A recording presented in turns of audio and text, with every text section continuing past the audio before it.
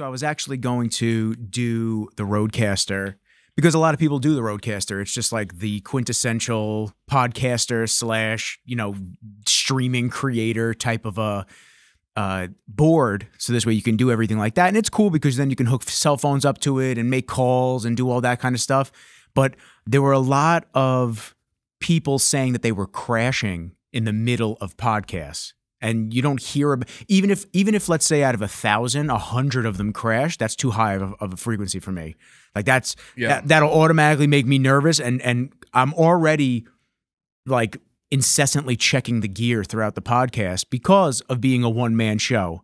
So you're constantly looking around, like checking each camera to make sure that it's still rolling. Because there's been plenty of podcasts where all of a sudden we're 10 minutes in, and I go to look at my guest camera, and I hit it, but it just for some reason turned off.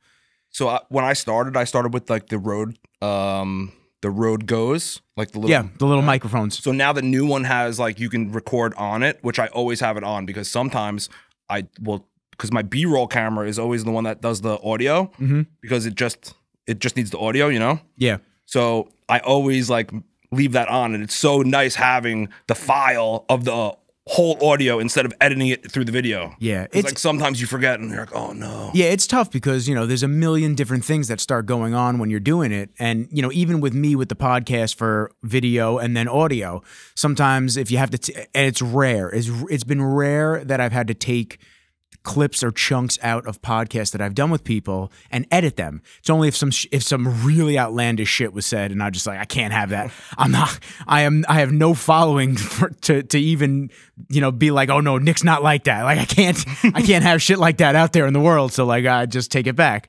But it's tough because then obviously you have to go back, you have to edit the audio side, then you have to edit the video side, you have to match all the time codes up. So it can be a little difficult. So anyway, so like I was looking for a new way to record some of the podcasts, and I found this board that I fell in love with based on the feature set, the touchscreen capabilities, and truthfully, I mean, these are all mic inputs, so I could have that many guests. I can have 10 guests for microphones to come in and do it. Whereas like last time, my old board was only 4 because it was something that was used for video creation, not necessarily audio. So you just, you're looking around in here, you see, I mean, you just start to learn what you like and what suits your workflow and what doesn't. There's a lot of stuff that I've purchased that in this room that I just go, I wish I didn't purchase it. I could have rented it for a couple of gigs. I didn't need to buy it and spend $1,500, $2,000 on something like that. I remember doing that with lenses because I used to do content for restaurants. Like an 85mm lens, I used it like 3 places. Yeah, $700. Could have rented for $15. Yeah, man. I mean, $150 for 3 days. You could have probably rented it. It's crazy. There's photography lights. I do photos, but I don't do it like that. I mean, I could just bring the lights for my video stuff that I've purchased. I could just bring those and just do continuous light sources for photo, but for food photos. But you see all these people online. They're like, yo, this is what you need. You need the scrim, and you need this, and you need that, and blah, blah, and you start getting excited. You're like, yeah, and you start racking it up on B&H, and all of a sudden it's a $40,000 order. You go, whoa. You need a gray card for video, and that's it. And you have to be really good at post. That's what I learned. Yeah, the post is big. The post is it's been interesting. I switched softwares. I was doing Premiere Pro for years and years and years. Did you start? Yeah, we've been started. Yeah. Oh, we've been started. I thought we were like introduced. No, I don't do intros. Oh, all right. What's up? Oh, cool. All right. I don't do intros. It's just very relaxed. Oh, nice. I mean, sometimes I'll say, "Welcome to the show, Tom." Like, welcome all right. Well, I'm here. Hey, how's it going? That's the homie. That's the homie right there. So I used to do Premiere Pro for a long time, and then I switched to DaVinci Resolve, and DaVinci Resolve has been beautiful. I mean, the coloring suite, just the editing workflow, and then I don't have to deal with all those fucking crashes that occur on Premiere Pro. Constant crashing. So I was using Final Cut, and like a lot of the stuff that I use now is just iMovie because it's easier. And if you're gonna do stuff on your phone, CapCut's easy too. CapCut's very easy. I mean, for people that don't need to do anything insane and just stitch some things together and put some transitions in and have some music that goes behind it, easy. I mean, it doesn't get easier than that. Yeah. But a lot of these big box software companies that create this video editing software, or these NLEs, these non-linear editing softwares, they actually are transitioning into putting their software on iPads now, and iPhones, because people are just on the go. Yeah, I mean, even for a guy like me, if I'm at an event, when I was doing a lot of the expo stuff, I would bring my laptop with me, but now I could just bring an iPad with me. I can offload some of the video footage. I can keep the real edits to my laptop when I get back to the room. But if there's something like crazy that happens that we want to get it out right, especially for rain, like if we want to get it out right then and there, I mean, I can just go in the back, offload real quick, boop, boop, give it to the social media manager, and she's got it on her phone in literally 10 minutes. And it just happened. Whereas think about 30 years ago, how quickly things would come out. It wasn't quick. It was 2-3 days sometimes. It's amazing. And Apple has made it really easy too, like especially with all those plugins for the phone. Like if you have cell phone service, you have a camera, you have great quality footage, you upload it right into the thing, out. It's on Instagram real quick. Basic edits. It's amazing. Yeah, and now there's a lot of different softwares that integrate into the cameras.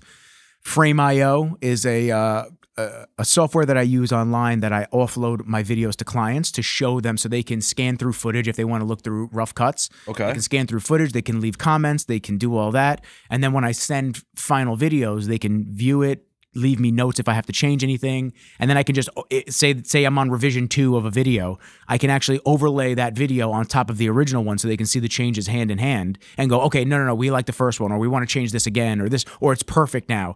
So it makes it easy. But they actually have cloud to Frame.io software now.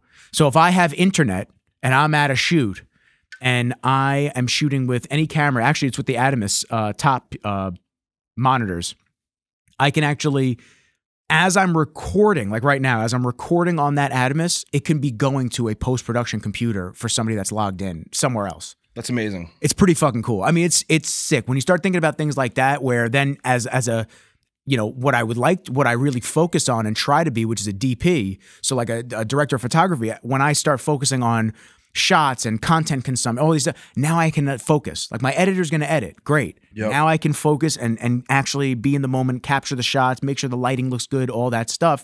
And the technology is advancing pretty crazy on that aspect too. That's awesome. I didn't know that they were all wireless like that. Yeah. So you could be in California, they can be logged in New York. Oh yeah. And that's awesome. Yeah. Yeah, it's pretty sick. I mean, stuff like that just makes workflow stuff with teams so much easier. I mean, I've worked hand in hand with a couple of teams here and there.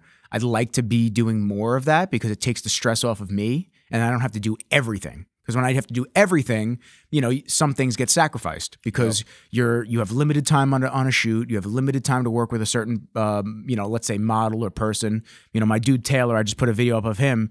We got all that content in 40 minutes, like the stuff that we shot at the gym. Okay. 40 minutes. I shot it in log, which is a flat profile, so I color graded all of it afterwards. I mean, no lights, run and gun with cinema lenses, all manual lenses, no autofocus. I mean, we did all of that 40 minutes. And would it have been nice to have an hour and 40 minutes? Oh yeah, but he had shit to do, and I had shit to do. So it's like you get it as you can, you run and gun, and that's it. Yeah. I also like, for me, because I'm doing like food stuff, I kind of know what you need to see. So I write a shot list, believe it or not, and it makes my life a lot easier. Oh yeah, dude. Instead of like when you're cooking something that takes like 2 hours, instead of having your camera going for 2 hours and you're like, oh man, like what am I gonna do? This is gonna edit this, and it's gonna be horrible. Go down your shot list. Boom, you need this, you need that, and it's just so much easier. So I've been able to up like my content production. Well, the production's better because you're following exactly the shots that you need, and then it's just easier on the back end. So like you can kind of pay more attention to the little things that you would necessarily forget, like a thumbnail or like stuff like that. Yeah. So and think about how long it would take on the back end just to search through everything, all the footage, just to try to find something. When I first started, I used to hate editing. I think that's when I really started like. I would have to drink to edit. It would be bad because I would just sit in there and be like, oh, I hate watching myself too. So it's like, like, what are you doing? Double whammy. Yeah. Like, what are you doing? I'm on camera for 3 hours and I have to scrub through all this footage. It's like, and then you have to clean the kitchen and then you got to just pouring it out. All right, fuck it. Tequila, make me happy. I heard you're a stimulant. But why am I tired? I don't get it. Yeah, it's tough, man. It's tough to have to do all of that. The editing I used to love. It's not that I don't love it anymore. What'd you learn on? Like software? Yeah. Premiere. Premiere? Yeah, which is crazy because I worked at Apple for a long time. Never did Final Cut? They gave us free Final Cut. So I used Final Cut a little bit. I just didn't love the magnetic timeline. It just didn't jump out to me as something that I loved. So when I first started using Final Cut, I just immediately one day was like, okay, iMovie is like, everybody has this. Let's learn Final Cut. Yeah. So I learned Final Cut, and then I guess when you start messing around with like the menus and stuff, because I just kind of picked it up on like YouTube and I taught myself. Yeah. once you start messing around with things and your settings are changed and I don't know how to put them back, now everything opens to that setting. I was just like, forget this. I went right back to iMovie. Yeah. YouTube University. It's the best. It's the best tool. Yeah. I tried Final Cut a couple of times and I didn't love it. And I just said, you know what, let me learn Premiere, because you start looking at all these YouTube people. I mean, this is in 2017, 2018 when I first started learning. So you start looking at all these YouTube people and they're all on Premiere. They're all, dick riding Premiere and Adobe and this and that. So you go, okay, cool. And then you sign up and then you start seeing like cross workflows with Premiere and After Effects and, motion graphics and this and that. Well, they have like the Adobe suite and you can log into anywhere, right? So you basically log in and then... Yeah, it's like $25, $30 a month, and you get everything. You get Photoshop, you get Lightroom, you get and then it's Premiere. It's all cloud based, right? So you can log in on any computer. Yeah.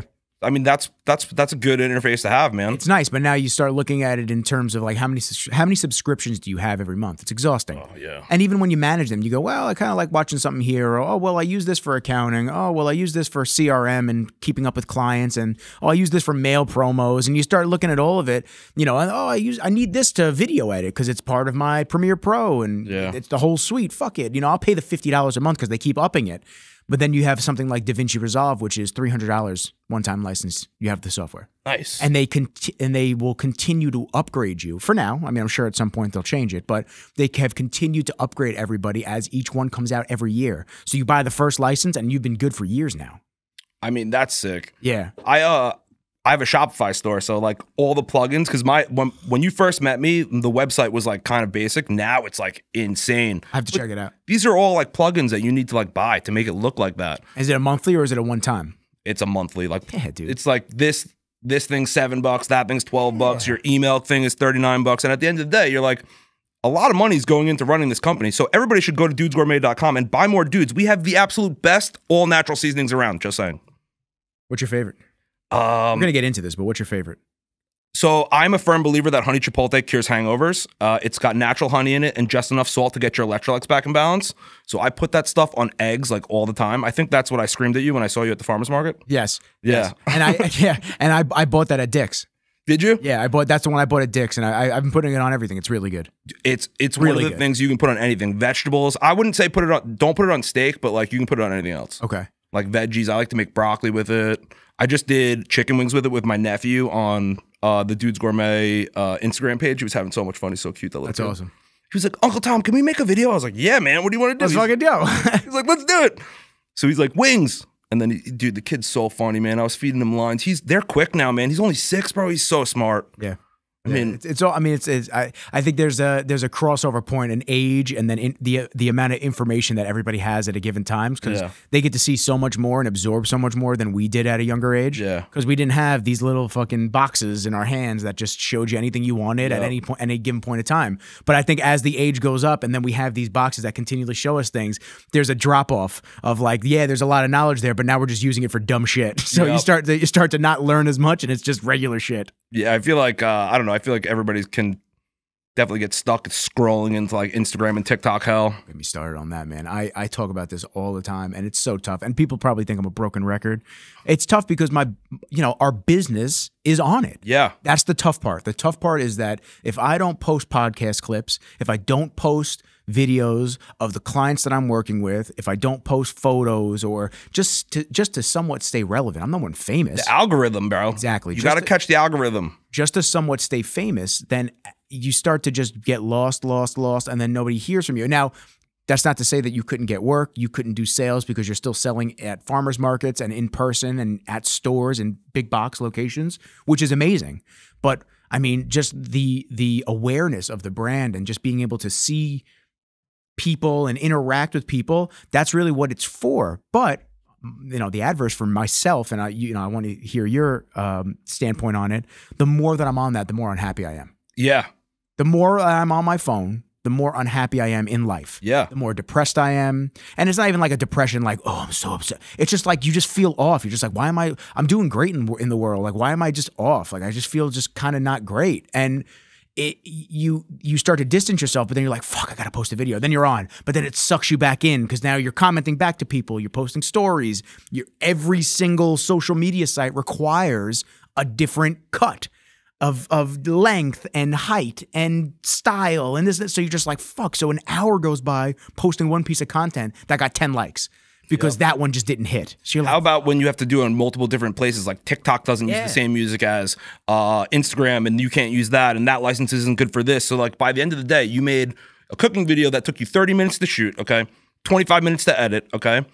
An hour to find the right audio for both of these things, okay? The audio is so tough. So annoying, man. Especially if you're working royalty-free music. I think that has been the thing that has created my, not distaste for total editing, but just that first hiccup, because you can't even start without the music. So it's like, until I get a song, I can't even get into this yet. It's like, I know what the shots are, I know what I captured, but I have to be able to like get something that not only matches the vibe of the video, but is going to get people excited when they watch it. Yep.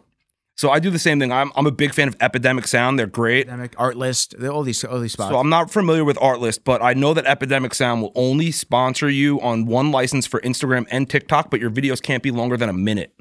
So it's like at 59 seconds, I'm like at the cutoff. Or you can only use 59 seconds of their music. So like sometimes there'll be like an intro of me talking about what I'm doing, and then I'll go into it. But even when you pay for a license? Yeah. Really? Yeah. So I use Epidemic with Rain. I have Epidemic with Rain, and then I pay for Artlist on my own. Okay.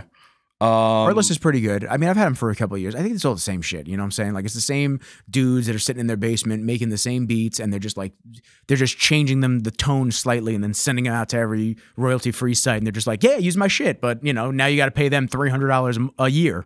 Yeah, I guess you're right. Yeah. I don't know. It just doesn't get me excited. Like, you know, the video that I did today for Taylor, that was all sound effects. I didn't even use any audio. Oh, nice. There was no music.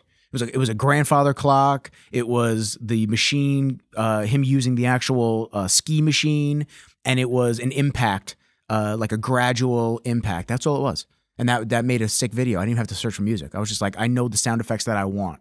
I want a clock ticking because I want it to go 2 days, high rocks. So that's kind of, it's cool how, and I get these blasts of motivation to edit randomly. Me too. I could be sitting for a week on footage and just be like, I have no idea how to start. It'll be 11:38 at night. I'll be getting in bed, and all of a sudden I'll be like, oh, that's what I got to do with it. And then I'm on my laptop till 2 a.m. and then I'm just like, oh, sick. I pumped out a dope edit and go to bed. So I did that the other day with this soy marinated chicken. One of my cameras, I was not paying attention. One, it was not on, and I was like, how am I going to fix this? I was like, how am I going to fix this? You reminded me to look at the camera. Okay, yeah, right? Are the red lights going? Yeah, the red lights are going. We're good. Yeah, so I blew a shot, and I was like, oh, man. I was like, I don't want to waste. This was like a long, like this was like an hour and a half thing that I was doing this for, and I was all pumped, and I remember I had the audio, and I just remember, I was like, dude, you know what? I kept the B-roll camera running, and I kept the GoPro running at the same time. I was like, let's just get it to match, and let's just make this. Yeah, it's like a little top-down POV, walk you through things instead. Yeah, but you know what? Like that's also like the process of learning. Like, you know, like me, I came from the kitchen to being a creator. Okay, so like it's constantly a learning process. You learn how to like get through those hiccups, like, oh no, I blew a shot, let's fix it, let's still get the content out there, because you have to stay relevant with nowadays. Yeah, and it happens more than more than people would think. Yeah, that things get fucked up. You could be so on top of your shit, you could have every piece of equipment ready to roll, you could have everything, just like the shot list, everything like that. Guaranteed, at least one out of every couple of shoots, something happens. Yep. A memory card corrupts. That happens all the time to me. A memory card corrupts just for the no fucking reason. Then I'll get rid of that memory card. I'll buy a new one because I'm like, I'm not trusting that card again. I did a brisket, okay, front to back, and I didn't check the camera. I guess when I put the memory card into my Canon, it like chipped back one of the little pieces. Oh, to lock it. Yes. So it wrote everything, and then when I pulled it out, like not forcefully, I hit the button like I was supposed to. Yeah, you ejected it. And then I put it into the little thing, and it wouldn't read because one of the things was peeled back. I was like, you got to be kidding me. Yeah. So it's crazy, dude. And then you sit there and you just go, fuck. And, you know, I start to, I don't know if it's my older age now, which I'm not old, but I don't know if it's like me just aging. You're younger than me, bro. I'm 32, yeah. But I'm saying, I'm like, 38. I'm a handsome 38, but handsome, crazy, 38, crazy. I'm glad I didn't have like a section of just like women here, because they would have just been all eyes on you. I would have been like, damn, bro, yo, stop it. What man. the hell? You're in better shape than me, though. Come on. that's yeah, but I'm so tired. I'm so tired. Everything hurts. My ankle's still recovering. Oh. Everything hurts. I know that feeling. Yes, my buddy's got a a renovation company. So we did a demo yesterday. I was slinging a sledgehammer. Oh yeah, dude. Oh man, 4 hours of that. Then we were picking up a floor, then 4 hours of that. And you're just like, at the end of the day, I kind of think that I had a cheeseburger for lunch, a big one. That was probably a big, like, bad move. I should have had like a salad. Should have had something light. Something light. Yeah. I was Especially so when tired you're doing after manual lunch. labor, you need something light. You know, was so unless tired. you're a seasoned construction worker that's just griddled with just like they'll eat a whole sloppy Joe and half of the family feast from Boston Market, and they'll just be like, yeah, all right, ready to go back to work. And they'll just be continue, bam, bam. No. Yeah. Not the life. Yeah, of you and I, we need a salad. No. I should have got that salad. And I remember saying it all day. I was like, I should have got that salad. Should have got that salad. Milk was a bad choice. The burger was so heavy. It was a good burger though. Oh, I'm sure. Where'd you get it from? We were in Port Washington. I think we were at the Port Washington Diner. It was pretty good. That was good. I was like, all right, well, Nothing beats a $10 diner burger, man. Fries, we were burger. in Port Washington. It was 15. It was at least 50, and you sold a kidney, right? Do you guys want my kidney now or afterwards? Yeah, right. And I have to still wash dishes? That's crazy. That's too much. How much was that bill? Did you leave the caviar off too? God damn. Oh yeah, no, it was reasonable for 4 of us. It was like $65, $80. It's tough, man. I was talking to a couple of friends of mine recently. You can't leave the house without spending $100 now. Used to be you can't leave the house without spending $20. Like that used to be like the saying, oh, I can't leave the house without spending $20. Now it's you can't leave the house without spending $100. Every time I go to the grocery store and you're doing all the food, man, it's like $150, $200 minimum. So do you shop at like BJ's or Costco? I don't because I don't live near them, so it's a pain in the ass for me. And it seems like all right, Nick, just go and just get it done. But it's such a hassle to go all the way down to the 110 area when I'm in the middle of my day because you don't want to go when it's crowded because the lines are around the corner. So that's why I like BJ's. They open at 8, dude. 8 a.m. Yeah, man. You get a cup of coffee at 7. You work your way down there. I'm the one right in Deer Park. There's one close on 110 over here too. Yeah, I may have to start booking the 8:45 class at my buddy's spot that I train at in the morning. I may have to start booking the 8:45 class, and then by the time it's 9:45, I can hit it because they're in Lindenhurst. Yeah, but it's tough because like right when that's done, I'm trying to get back to like start editing or figure out what I have to do for the day. Well, Lindenhurst, there's a place in Copeg called Fruit Tree Farms. And they're like this little local and like local farmer stuff. And everything is super fresh and it's cheap as hell, dude. Oh, so you know all the spots. Yeah, man. Like, I'm convinced that this place like gives all their stuff to like the farmer's market stuff because it's the freshest stuff. You walk in there and the girls are all really pretty in Spanish and I can't hear what they're saying. It's fine. But they're like really pretty, but they're also super helpful. But like the produce is awesome, bro. When you walk in there, you'll understand what I'm saying. And where is it again? It's right in Copeg. So if you're in Lindenhurst, just type in Fruit Tree Farms. It can't be that far away. Fruit Tree Farms. I'm writing that down. It's like probably a little further south than where you are. But when you go in there, like my friend of mine took me in there and it was a great place. I'm really happy that he showed me that place. Wait, there's fruit there? Because all I heard was pretty Spanish girls. There's that too, but it's Fruit Tree Farms, dude. It's awesome, bro. And the butcher's great too, man. I couldn't even believe the prices for everything. I was like, wow, these are great prices. Their cuts are nice. I'm in. Yeah, meat is tough because I usually order from Force of Nature. So I usually order the meat from them. And, you for paying for what it is. I mean, they're sending it across the country and whatnot. So I think it usually winds up being like $13 or $14 for 14 to 16 ounces. So it's expensive, but, it's also venison. It's also grass-fed elk. It's all these different cuts that you wouldn't normally get unless people were requesting them by the butcher in mass. Yep. There's a really good RNS is a butcher over here right on... what is that? What is Wall Street? What is that? It's right in Southdown. It's like that weird little mini town up north right here. Right over here. Yes. Yeah, I know what that is. So RNS, the butcher over there, is super good. But then, we're going back to $30 to $40 for one steak. It's like, okay, the quality is great, but like... You're a North Shore boy? I've always been, yeah. So I live in Deer Park. I go to Babylon Village Meat Markets. Dave, he's got every cut you can think of like Wagyu, of anything you can think of, like A5, every grade. It's awesome, dude. Is that the hat? Yeah, actually. Yeah. I went in there actually the other day because I made bacon and I was like, yo, dude, can you slice this and like tell me how it is? He had some of it. Yo, this is great. And then he just gave me the hat and I was like, yeah, this is sick, bro. They're awesome, dude. If you go to Babylon Village Meat Market and talk to Dave, if you have any questions, he knows everything where everything's sourced. Everything's awesome. He's a good dude too. It's a family-owned place. It's fun. Cool. I'm going to support them. That's big for me, man. And that's another reason. First off, I wanted you to come through, hang out, chop it up because you're just a good dude. And literally, I'm literally just happy to be here, bro. I appreciate you, man. When I first met you at the farmer's market in Huntington, my mom and I had the dog with me. Yeah. Yeah. So my mom and I were just walking around, just hanging out, just perusing, and then you just energy on 200. Like you were just ready to go, salesman of the year type vibes. And I was like, all right, we got to go see what's up with him. And that's why we were talking to you. My mom picked up one seasoning. I told you, I said I was waiting to get rid of all the seasonings I had. I said I got to get rid of the fucking flavor god, and all these other ones. Man. And I said once I'm done, I gotta support. So I just finished before I got you in. I just finished my seasonings, and I was at Dick's buying a Yeti, and I said, oh, he's in the store now. Yep. Let's go. So it all goes back to local, small business. Yeah, that's huge for me. Me too. Especially after COVID. I mean, I was a small business before COVID, but things kind of just align with you better, and you just go, yeah, you got to support your people. Yep. So I wanted to talk to you about, just how did you first start Dudes? Like, what was you said you came from the restaurant background. So where did you work? How many years were you doing in that first? So my dad opened up a restaurant like right out of high school. So this was back in 2004, and it was out in Montauk. So I was actually the bartender, but I kept going into the kitchen, and I was hanging out with our chef, Chris. And Chris Coleman actually was on a Chopped Champion now. Oh, shit. Yeah, so this was before he was a Chopped Champion. So he was cool. Now he's at Parkside in Corona, Queens. I think he's got a couple other restaurants under his belt. And I kind of just like bounced around the restaurant industry until I was at this company called Club Core. They're the golf company that owns like the Hamlet and all those places. Okay. I live in the Hamlet, not the golf country club one, but I live in the Hamlet on Orlosa Bay, so I'm in Plainview. Okay, so I think there's no golf club there? No, there's no golf club. So it might not be a Club Core Hamlet. Okay, yeah, we moved in there in 2001 when they first opened it. Okay. We moved from West Hempstead to Melville, waited for it to be built. It was only supposed to be a year, and then it was 3.5. So I went to Dix Hill School District, and then I moved again, and I started in Plainview. Okay, all right. Yeah. So I was one of their guys at the one in Comac, which is really weird because I'm from Comac, so I saw all like my friends' parents. It was just weird at the time, but...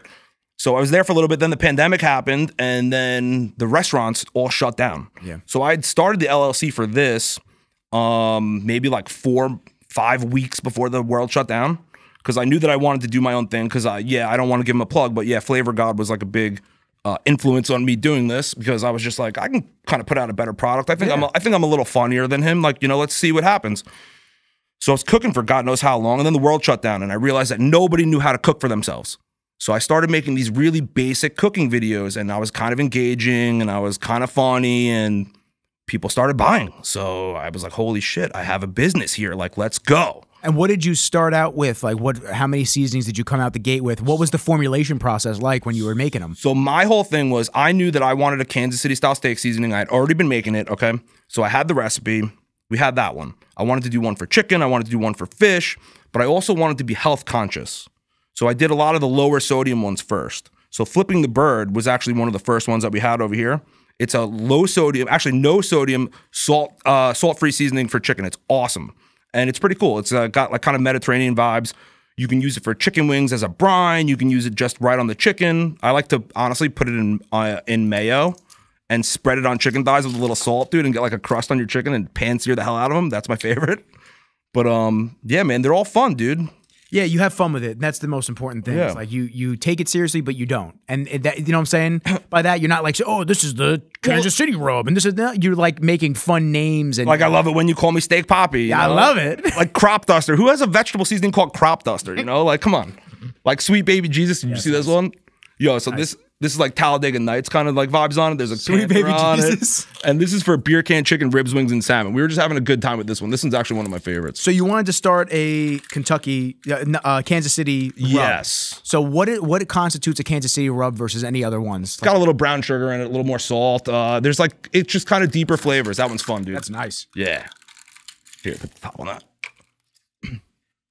And I wanted something that was especially good for open flames. So Kansas City barbecue is awesome. It's great, right? Fucking awesome. Dude, so Kansas City style is usually always on like open flames charcoal. So it's going to char up real nice. So that one's not here, but that was the first one. And then we did some other funny ones. Honey Chipotle was one of the ones right out of the gate too. I love that one. That's the one I snagged.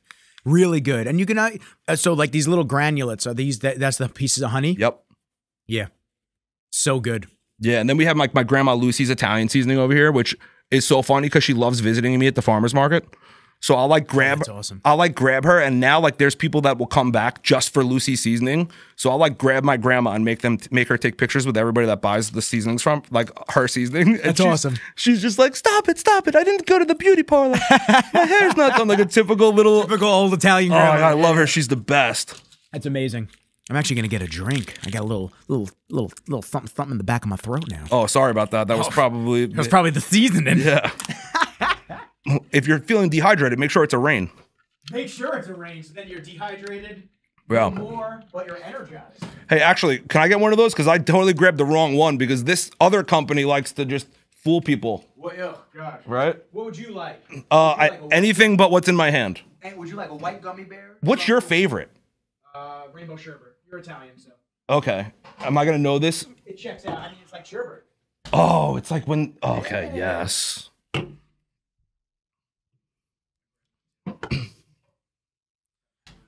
How's this going so far? Pretty good.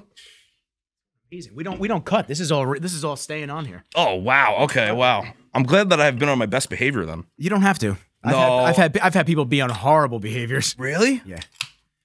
We won't name names. No, we don't have to name names. Cheers, bro. Cheers. I appreciate you, brother. I appreciate you. Oh, that's so good. Yeah, I'm into this. Yeah, it's a rainbow sherbet. Yes, it is. Yeah. So it tastes like. It tastes like you're like eating but drinking a sherbet. It's so good. That's a good one. Yeah. So how'd you hook up with these guys?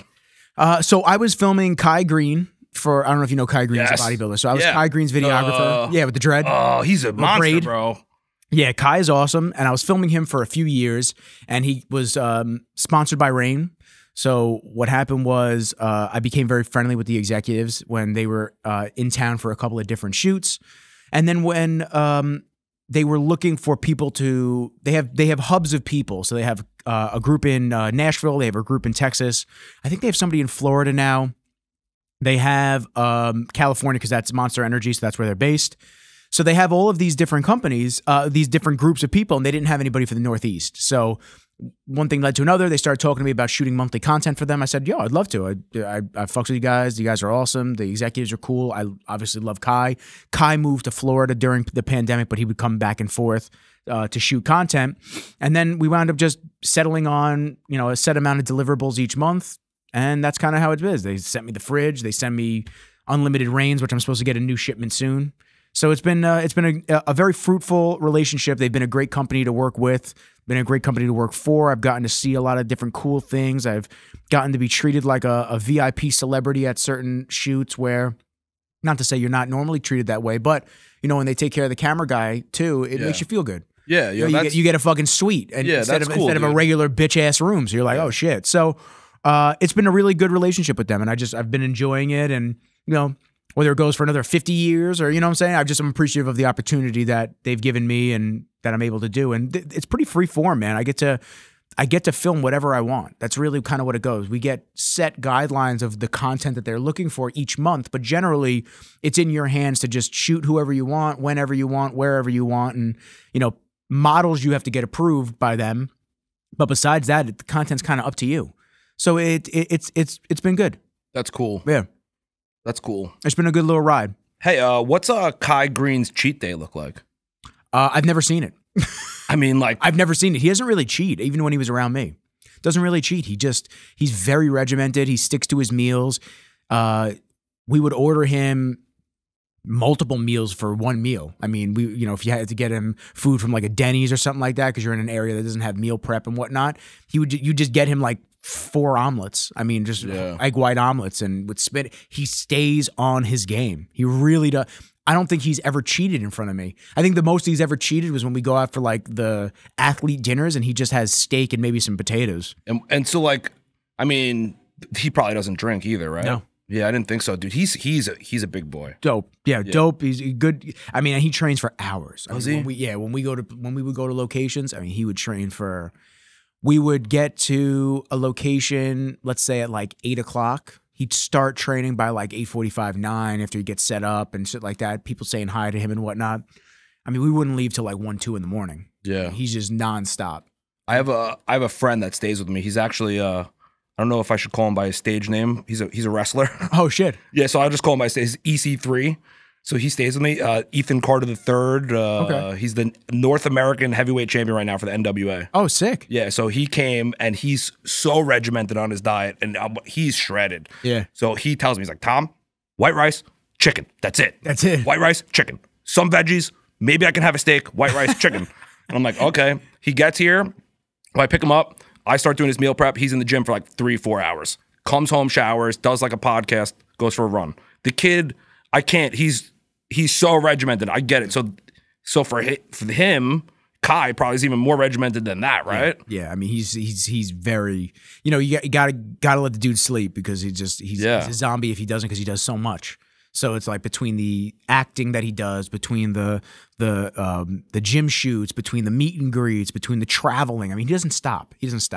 So it's very tough when you live in that lifestyle. And from the outside, it looks glamorous. And not to say it isn't, but it's a very demanding life. Even from me on the content side, it's very demanding. You have to film all day from 6 a.m. till 1, 2 in the morning. And then his manager hitting me up going, hey, we're going to get a recap for the day out by tomorrow morning, right? And you just got back to the room, it's 2 a.m. You just go, okay, like, yeah, like I need to sleep too. And 4 days straight of that, you're toast. Yeah. When you get back and listen, it's nothing against him.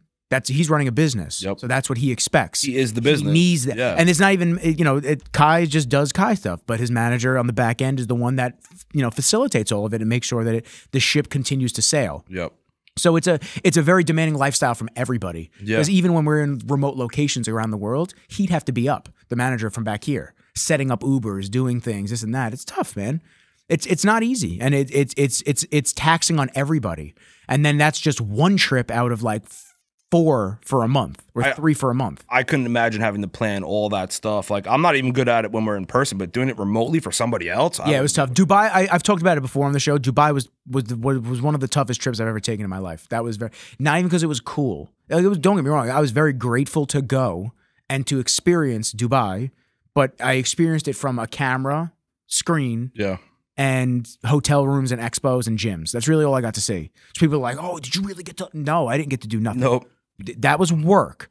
Like, people go, oh, why don't you do this? Why don't you stay an extra day or two? It's like, well, the dog's with my mom. I can't be selfish. Yeah. She's already helping me out. Yep. So like, I have to be understanding that there's a time limit. Like, I have to go to these places, do my job, and dip. Yeah. So like Dubai, for those that haven't heard it before, I wound up leaving Wednesday night. No, I wound up leaving Wednesday night at 11 p.m. I landed in Dubai Thursday night, 9 p.m. What's that flight like? 13 hours. It was coach. I was not in first class or extra leg room, but I used to have a free room next to you, or but I was doing the shuffle on the app before I got on the flight. So I was like, kept moving my seat to anyone that didn't have a seat next to them. So I wound up being able to like curl up into the seat next to me a little bit and just kind of stretch my legs, kind of. The issue was that you're just trying to keep your mind off of like just the time that you're up there, because you think you're just going to go and knock, and you don't. Nope. You think you're going to sleep, and I don't. Nope. I'm the guy that has like 4, 5, 6 like things loaded on my iPad ready to go. Oh yeah, you have to have the whole. Yeah, I have to have the entire Hobbit trilogy on my iPad, so this way, by the time he loses the ring again and gives it to Frodo, we're starting Lord of the Rings now. Yeah, I'll grab like the whole first season of something, second season of something, or like every John Wick. I'll be like, oh yeah, that's what I'm saying. So that's what you gotta do. That's what I've done to Hawaii too. Hawaii was 11 hours. I've done that flight. Direct, or you stop somewhere? Direct. Nice. I've done that flight. Not going back and forth, because that would count as 2, but I've done that twice. So you do a lot of traveling. Where's your favorite place? I loved Hawaii. I went there for vacation though. Nice. So Hawaii was nice because how's the poke over there? Heard it's delicious. Delicious. And you get it at gas stations on the corner. Yeah. Fucking $8, $6. It's like they just caught it that morning. I love like the food reviews and the food bloggers when they go over there and they're like, no, the best poke's right here. It was like caught this morning. Yeah, dude. It's like some shitty gas station. You look at this like smeared out windows and stuff. You're like, oh, what is this place? You go in there, the warm, fresh rice. You get the sesame oil. You get the nice. Did you try the wasabi? The Spam? Oh yeah, the Spam. The Spam's good too. So I had one of my roommates in college, shout to Justin Felix, his mom, Puerto Rican, they're all, from Puerto Rico. I went to their house for a cookout one day. Man, not only was the spread in Hawaii. No. This is when I was in Connecticut. They lived in Connecticut for college. But man, the spread was unbelievable. And then the next morning, because we stayed at her house because they were a little further than where we could drive back. The next morning, she made us fried spam, spam and eggs, and it was delicious. Spam reminds me of my grandparents so much. Italian, they cook? Cuban. Oh, yeah, shit. my grandfather was Cuban. He loved spam, man. It's crazy. Yeah. And I actually bought my grandparents' house, so I live in their house, and now I have spam in like the exact same place where he used to keep it in the cabinet, and I'm like, oh, every time I eat it, keeping the legacy going, bro. Yeah. Keeping the legacy going. And I actually, because like my grandmother was still living there when I bought it. Now she's older, she's in a home now, but I still love her. She's the best. She had this thing to like fry potatoes, like one of those skillet things, but like I forgot what they're like, a tabletop little skillet. But like an old school like electric George one. Foreman type thing? No, it's like you put oil in it. It's like a little like skillet. I can't really explain it. It's square. You just put the oil in. Okay. So I literally make potatoes in the same way that she made it, and I'm like, oh man, probably tastes it. And then if you make it the same way and something else doesn't taste not the same. It's just not the same. Nope. Smells up the house the exact same way. Yeah, you need that. Need that, bro. That's the whole point. Yeah. So I would say Hawaii was definitely one of my favorite spots to go to. I'm having a dilemma currently of I need to go on a vacation again. Can I recommend the place? Yeah. St. Martin. Yeah, so I have a buddy that owns a hotel down there. Which one? I don't know which one Chris owns. I'll tell you right now. Let me see. So my parents have a place down there right on the Dutch side. I'm drawing a blank right now. Little Bay Beach, right on Little Bay Beach. Yeah. It's awesome, dude. When I tell you, it's the best food I've ever had in my entire life on the French side, because they say that all like the best French chefs somehow end up in St. Martin, maybe because they like the weather. But it is awesome down there. I don't blame him, man. You know, that's that. So the people are nice, man. They're friendly. The food's great. The drinks are strong. The sun's intense. The water's warm. You can be St. Martin. St. Bart's? Oh no, it is St. Martin. The Morgan. Where is it? What town? Let me see. You probably can't pronounce it. Couldn't even tell you. It's probably on the French side. Let me see. Aunts Marcella's down there. I'm convinced that I saw St. Barthélemy. Yeah, that's St. Bart's. Well, that's him. That's him. I guess in a fishing spot. No, it's in St. Martin. It's the only Morgan is now officially open. This is in 2021. It's a 40-minute boat ride from St. Martin to St. Bart's. That's the spot. I don't know. It is St. Martin though. No, it's this. I think this is right by the airport. Yeah. Yeah, I think so. Okay. So you ever see those people that are right behind the plane when they land? Like yes, where by the beach, blows them by the beach. Yeah, that's SXM. That's the same spot. That's that airport, dude. And it's really funny. So like, there's like one day a week, I think it's Saturdays, where all the bigger planes come in. Yeah, and people will line up against the fence when they take off, and they'll just get blasted back into the water, bro. Out. It's hilarious. Done. I've seen all the videos. It's crazy. It's nuts. Yeah, I'm be down to go down somewhere like that. So like my dilemma right now is things are good with work. I'm getting new clients. I have a lot of new retainer work that I'm working on. But I'm feeling like because I haven't actually gotten to take a break. So like Kenji, I've said it a million times, Kenji has epilepsy. Your dog. Yeah. So that leaves you on high alert all the time. Yeah. And then his pills are 8 a.m. and 8 p.m. So then you're like always tied to the house and tied to him to get him his pills on time. And then, you know, there's just like the stress from work and life and this and that. So it's just kind of like everything just starts hitting you. And if you haven't taken ample time to just turn the phone off and just be away, you don't really get that reset. And so now I've recently, even on a not even on a vacation side, I've actually been trying to consider and talk myself into getting a second phone. So I want to get a second phone that'll be my personal line that my mom and my family only has, like only them. Yeah. And then so I can turn this off and tuck it away. Yep. And just be done and like not have social media on the other phone, not have anything, and just be able to just like have it in case I need to use it. But if I could still browse things and not get blasted with notifications. Yep. That's the problem. You can put it on Do Not Disturb. You're still gonna see the notifications pop up at, because it's under the Do Not Disturb tab. You can silence it, but you're still gonna see the notifications pop up. And just seeing the notification triggers you to want to go check something. So that's when you just got to be stronger than the device, man. It's tough, man. As a business owner, I love scrolling up. As a business owner, man, if it's not important, scroll it up. Yeah, but I agree with you. But then it's in the back of my mind, especially if I saw it. Now I'm like, fuck, now I got to answer that person. Or if I post something, they're gonna think that I'm actually intentionally ignoring them when it's not the case. I'm either just busy or I just haven't had the chance to like sit there and actually talk to you yet. Yeah, I'm a big fan of just I'll respond on my time. I'm doing things. It's me time right now. Yeah. You know, like I if it's important, I'll get back to you. You know, like the people that can get in touch with me when it's important know how to get in touch with me. You know what I mean? So it's like, if it's like an Instagram thing, I don't really care. Well, I turned off most of the notifications for Instagram already. So I get messages, I get DMs. Those are my notifications that I get. But besides that, I don't get any other notifications for likes, comments, anything like that. I don't get it anymore. So when I open the app, I'll do. But my issue is my Achilles heel is I'm constantly checking for new business, because I do get a lot of DMs about people saying, "Hey, I want to shoot this. Hey, I'm interested in doing this." Hey, but then you're in the app, and then 20 minutes go by and you're just like, fuck, get off. Like, I want to read. I want to do things that are bettering me. But by the time you get to the point of the day where you want to actually do these things, you're just mentally drained from like all the extra shit. And it's like, well, fuck it. Now I just want to put something on TV and just veg out and not do anything. So I learned this from my buddy Steve, who's now working with me on doing some of my ads. He's great.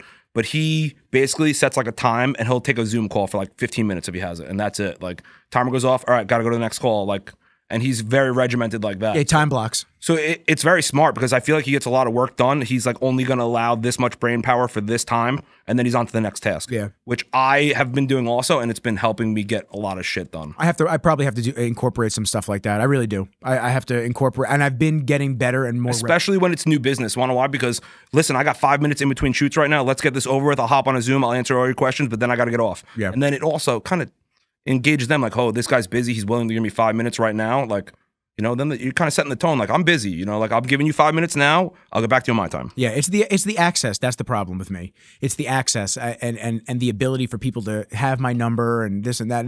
And that's not the problem. It's the. And I don't want to sound like an asshole by saying that, but that's just for you. People that understand this will understand it. People that don't and haven't been in this situation. People that are listening to this are going to be like, oh, what a dick. No, you know what? I have a lot of mixed people. I got a lot of entrepreneur friends. I have a lot of people that work for companies that have business phones and then personal phones. Yeah. Now imagine that you work for this company, you're the owner, and your business phone is your personal phone, and now it's constantly going off. Yeah, you have to be able to separate these things and say, and when enough is enough, when a client is taking too much from you, because there is that crossover point. There's a point of like where it's okay, it's a new client or it's person, hey, I'm willing to help out this and that, but then they start overstepping the boundaries. You're like, yo, 10 minutes, like that's all I got, and then I can't help you anymore. Like I've had to sort people out and just be like, yo, you have asked for 10 re-edits, and the re-edits aren't even like things that I've done. They're because you're deciding that you want a different color or you want this. This is taking way too much time. Can I ask you a question? Yeah. Is it always the people that are the ones looking for a deal? Yes. That are always the super annoying ones? Always. And I bet you big, awesome companies like Rain Energy, whatever you give them, they're happy with. I tell them every single time I go, if you need me to re-edit something or change something, I'm happy to do it. And they never say it, right? It is rare. I mean, it's rare that I have to do any type of re-edits for them. Bro, that's why they look and they just go, great. They go, great. Bigger companies is awesome. Like the smaller entrepreneurs, I get it. Like you want to nitpick, but like we're also a business too. So like don't really abuse us like that. Yeah, I was working with a young girl recently. She's very, very talented, does a lot of cool things. I'm not going to say obviously who or what, but it became a situation where we had shot, and then it's 4.5 to 5 months later that she's finally getting to the edits.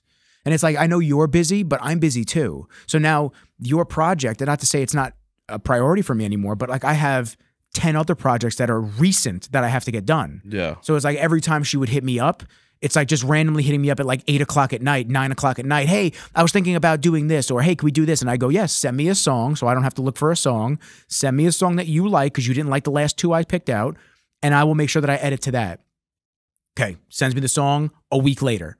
Sends me the song, I edit to it, send it to her. Oh, it's not the right spot of the song. Okay, so now we got to redo it. Oh, you know what? I think I like this song better.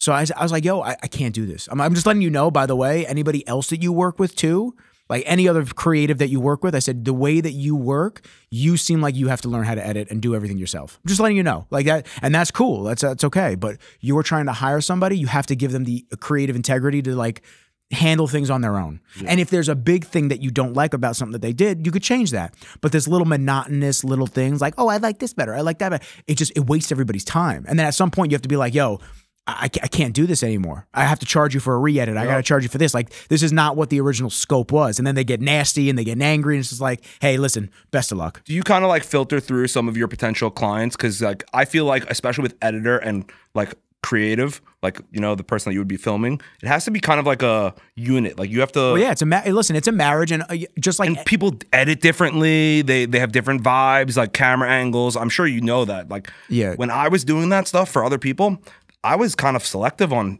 who I wanted to do it with. Like, it's tough because at first any creative is going to want to just grab up as much business as humanly possible. Yeah. And to this day, it's still the same thing. Things are expensive out here right now. Yep. I'm very selective with people and companies that I work with and the values that I align with. But at the same time, it's like rent's due on the first. Yep. So sometimes you have to bite the bullet and do a little extra for clients. And, you know, I have clients sometimes that take advantage of time.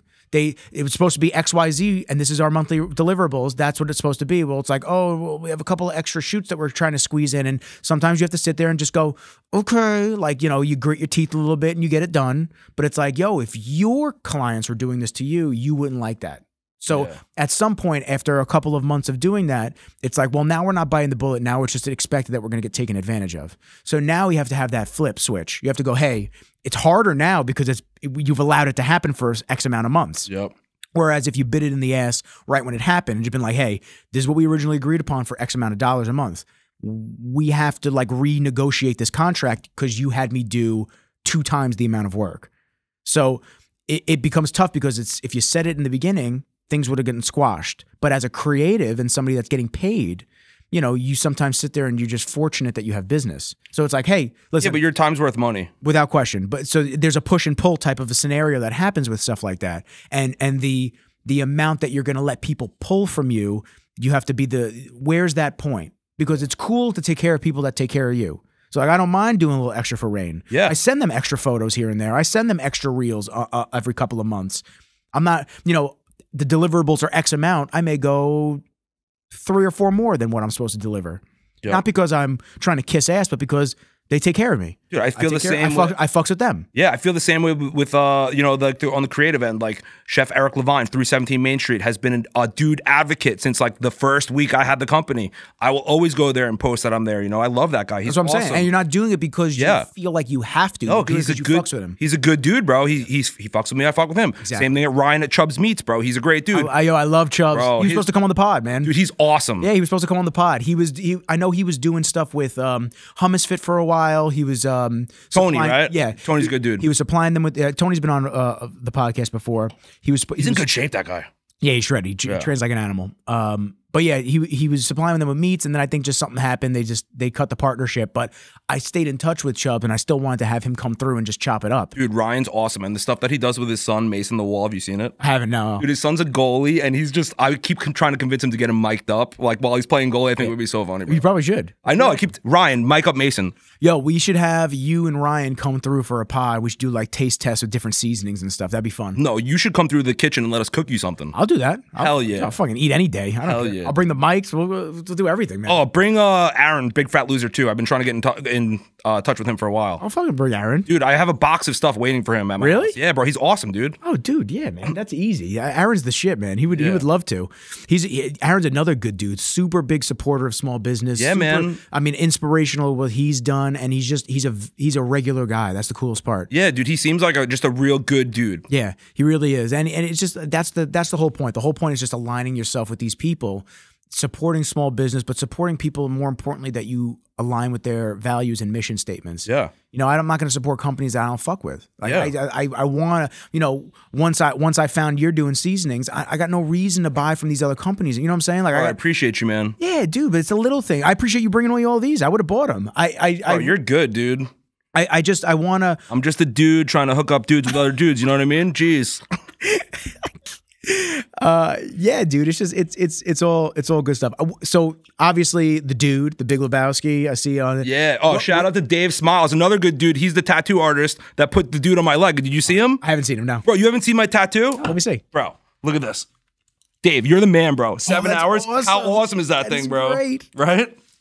So that was like a big joke. Everybody was like, "Oh, the dude like the Big Lebowski." I'm like, "Nah, I'm the dude. He's just the other dude." Yeah, he's just the other dude, so pretending to play a dude. Yeah, so now the dude is kind of works for me now. He's on my leg in a dude's gourmet shirt. So that's awesome. Yeah. So is that how that started? You just you were just the dude, or was there a relationship like with the Big Lebowski? No relationship at all. It was a great movie. I was just always like, okay, we need to come up with a catchy name, which is going to be funny for like you and your friends hanging out in the kitchen. And I was just like, dude, why don't we just call the seasonings dudes? So it's like you hanging out with the dudes, and then we can have like funny jokes like, oh, a girl can be like, oh, I finally met a good dude, you know, like. Yeah.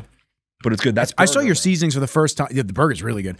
I'm trying all of it at this point. Go for it, man. I think I saw your seasonings the first time at Empire Nutrition. Yeah. Yes. Oh, Mike's a good dude. Yep. Both Mikes I know. Mike Adams and Mike Knapp. So they own Nunzies, right? Yeah, Mike Knapp owns Nunzie. I believe Mike A is part of it as well. I've been trying to get down there. I heard the food's bomb. Delicious, man. Nice. I got to make that intro for you. Hell yeah. So I went to high school with Mike Adamquist. Okay, so so good Mike dude. Knapp is the one that's the primary owner of Nunzies. Okay, cool. Yo, so that one's got Scotch bonnet in it, and it's also really low in sodium as well. The best jerk seasoning got what? around. Scotch bonnet. What is that? One of the hottest peppers in the world. Really? There's not a lot in it, though. Am I going to choke? No. I mean, if you sniff it, you would, but don't sniff that. It's going to come on the back end. Did you shake it? No. The Scotch bonnet goes to the bottom. Shake the shit out of it. I don't want to. All right. I can't start choking. There's a very little bit in there, but it's really just for the aromas. All right, so so let's talk about formulation. So when you started Dudes, you started with the Kansas City rub. And then what did it expand to? And obviously you had a background in it because of the restaurants, but how did it become like, I need to make lines for everything now? And where did you figure like, I'm going to do this line, I'm going to do a honey chipotle? Like how did it, was it just that you wanted them? So it was like a really good partnership. I had like 10 or 15 that I was working on. And then another good dude made an introduction to another good dude who happened to own a processing plant that does all this stuff, and it was all certified organic and everything. On Long Island, or is it in the States?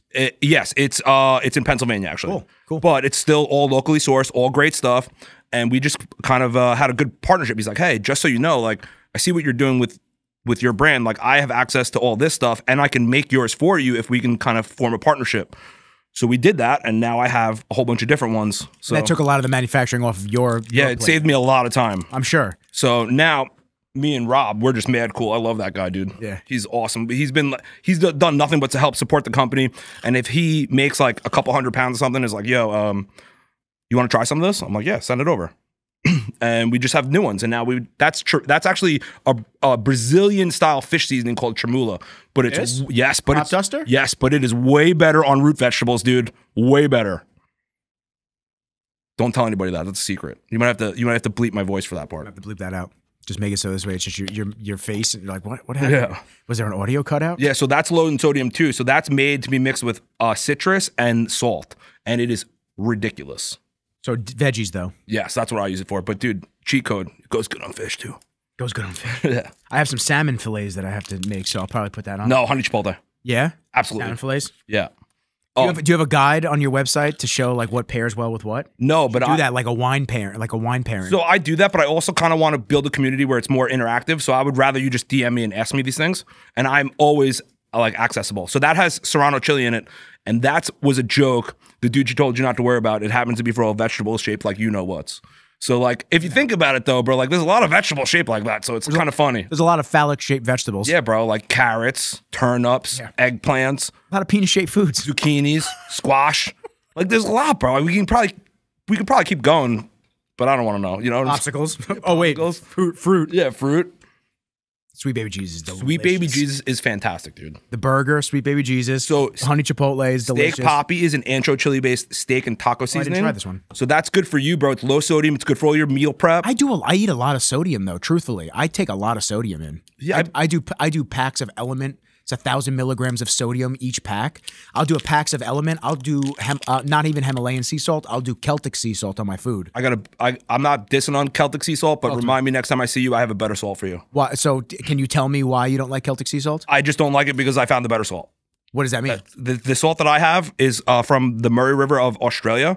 And from rumor has it's from like a dried riverbed. So all they do is dig it up and clean it, and then they whack it down into these beautiful little crystals.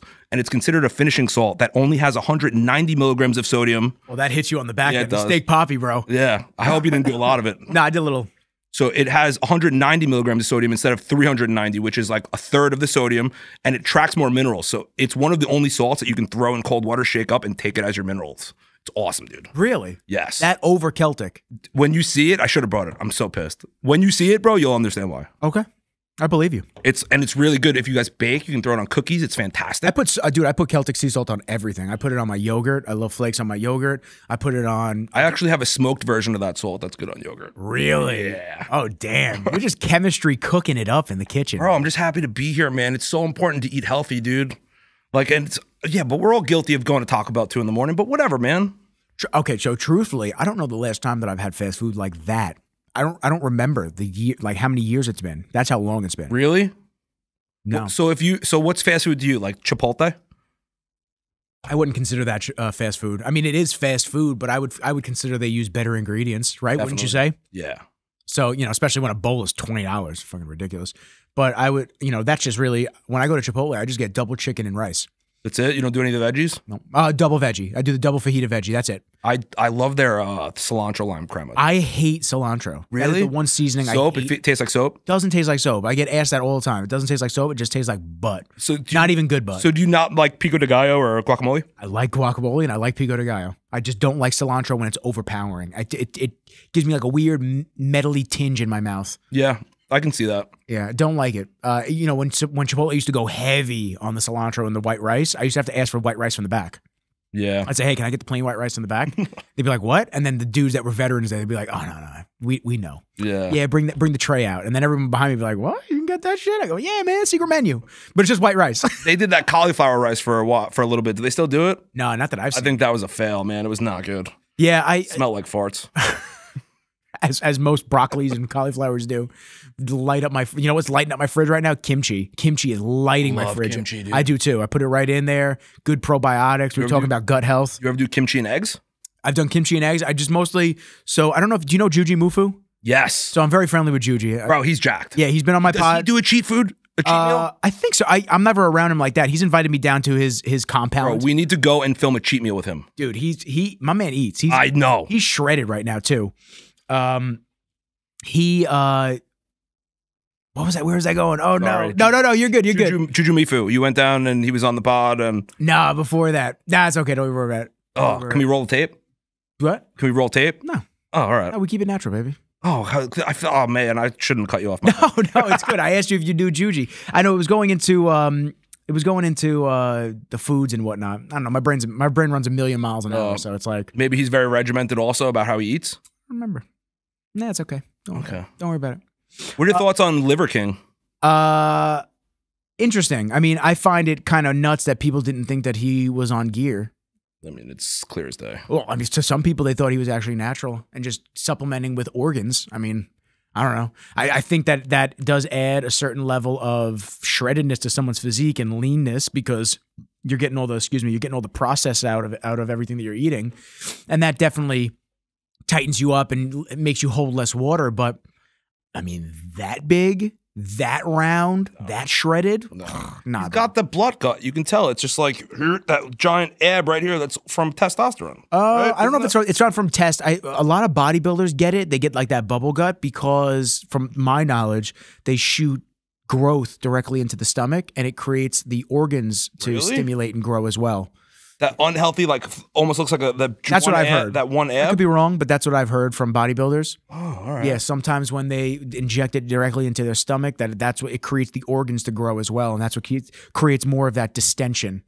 Oh, all right. Well, you probably know better than me, so yeah. I mean, but I never took anything, so I know just as much as I've heard. So I could be wrong. If y'all want to fact check me, I might be wrong. I don't know. But yeah, I found that very interesting. And then he had something wrong with his eye recently too that I saw in passing. I try not to keep up with any of these people. It's just too much to keep up with these influencers and whatnot. I try to just focus on people that I know. Like before I did jujitsu, I focused on bodybuilders, but now that I'm in jujitsu, I'm focusing on a lot more of the fighters that go to Sarah's.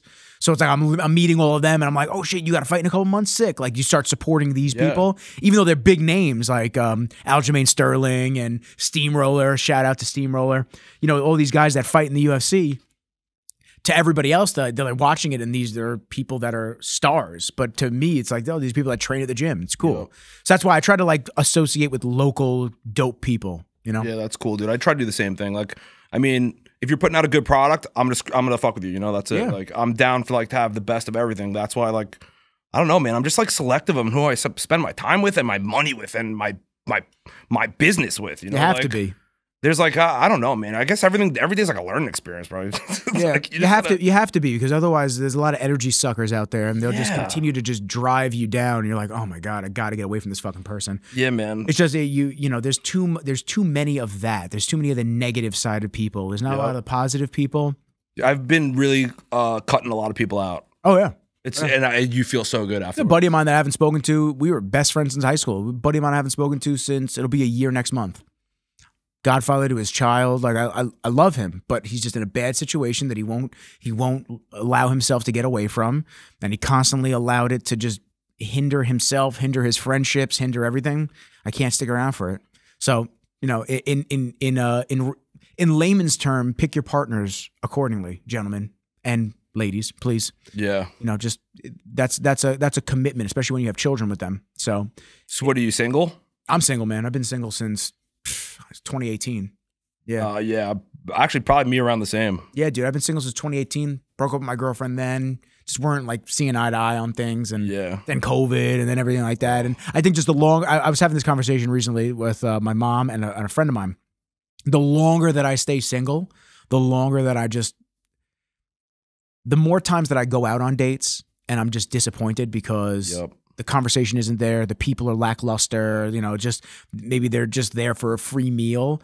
The more you become jaded to the situation and you just don't want to do it, and you're content with just chilling at the house with the dog and chilling in this because it's less drama and it's less problems. But then you're not putting yourself out there, and then you're just going to wind up staying in the cycle that you're in of just not having somebody. So it's like at what point do you go, well, I'd like to have somebody because I would, but I'm so tired. Yeah, but I'm not willing to sacrifice like my mindset and my like freedom, you know? Like think about that. Like you don't want to form a partnership with somebody that like, you know, it's just not right, you know? Like you got to be selective of who you're going to spend the rest of your life with and start a family with. Like if I know that the girl that I'm potentially looking for, I want her to be like my best friend, you know? Because like when shit hits the fan, like I want to go to war with my best friend. I don't want to go to war with like somebody that I am in a relationship with. Like that's how I look at it. It's either like you have to like be with your best friend for things to work out, especially nowadays with like social media. Like, oh, it's just like I don't know, everything's so weird since COVID, bro. Everything is so weird. The people are weird. Everything. I think weird. We're in like an alternate universe. I really do. I really think that like there's this theory that the CERN Hadron Collider, the particle collider at CERN, Switzerland, that once they turned that thing on in 2012, that things have been very different. And I really feel like things have been very different since COVID. Yeah. Very different. I don't know if it's because we all caught COVID, whether you noticed it or not, and that really changed perception and whatever they manufactured. But I've noticed that things are just not the same. And it's not that it's not the same because like things aren't happy and fluffy and this and that. Just things feel off. Yeah. Everything feels off. Everything feels off. Life feels off. My priorities are different. Like but even day-to-day interactions with like things that are supposed to be normal. Yeah. Like just people like aren't getting it anymore. And maybe it's because people don't have enough like access to like people to talk to. And when everybody was in COVID, they were just kind of like hermits and they were looking at their phone and they don't know how to do like normal social cues. Like that's like a big thing. I realize people don't understand social cues anymore. It's so weird. We're in the Twilight Zone. I'm telling you, we are. There's something's off. Something's off, and I can't put my finger on what exactly it is. But it's just to reaffirm your point. Are you a conspiracy theorist? Oh yeah. I'm a conspiracy theorist and with certain things because at some point I can't believe that there's that many coincidences. You know what I'm saying? Yeah. Like at some point you have to sit there and just go, yeah, I'm interested. I want to hear what this potentially objective viewpoint is that challenges what I've always thought was normal. Yeah. So what are your thoughts on like AI? I believe that it's supposed to take us all out. Not necessarily like Terminator style, but I believe it's supposed to create a workforce that is all artificial intelligence in every area, because theoretically it'll take over every area, not just video creators, not just mortgages and all this stuff. It's coming for every industry. Yes. And the scary thing is that people just go, oh yeah, it's cool. It's cool. It's like, it's not though, because you don't understand that right now it's small, but even in its small infancy stage, it's big. To be able to have things formulated for you in seconds and all of these different things that would normally take days for somebody to do. It does it in a minute. Crazy. That's great for the convenience of speed, but are we trading speed for livelihood of everybody in every industry? That's scary, man. That is, yes. So I as a tool to help like workflows, it's cool. Like if you need like a script for a commercial and you throw it in like ChatGPT or something like that, yeah, that's cool. Used it plenty. But it's like there's other things like you know, like AI and like electric cars. I don't like that. The two of them together scares the shit out of me. Well, there's now the government wants full kill switches put in every single car manufactured. I forget from what date passed, but they want kill switches to be able to just kill your car at any given point. Nope. Bro, fuck that, man. Nope. No, would you ever get an electric car? You know what? So I almost got one. I almost got the Mach-E Mustang. Okay. And then I just was like, nah, I'm good, man. It just doesn't line up with what I want to, what my needs are. Truthfully, I want to get rid of my BMW. I've said it a million times. I want to get rid of my BMW and I want to get a 4Runner. Nice. And I want the 4Runner or a Tundra because I know that it'll last 900,000 miles and I can just drive and drive and drive. And if shit hits the fan, I can dip, hopefully, and get off the island, dip, and then just drive into the wilderness and be good. The guy from The Terminalist has one, a sick 4Runner, an older one. Yep. That's what I want. Great flick. Haven't seen it. Terminalist, the show? No. Dude, you have to watch. Amazon Prime? Yeah. Dude, you're a conspiracy guy? Yeah. You're into it, bro. What's it called? Terminalist with Chris Pratt. It was amazing. And Tyler Kish, oh my God, bro. I love that guy. Hollywood slept on Tyler Kish for the longest time. He's the best. Hollywood slept on a lot. Hollywood's getting phased out by AI before anybody else. They're going to start, there's already been lawsuits with them using AI voice of regular actors. But because, from what I understand, and I know very little on the situation, because they signed over the ability to use them in like releases and everything like that, they basically just have, almost like this, they have them speaking on a million different movies. And because they have this, it will create an endless ability to use their voice to say anything.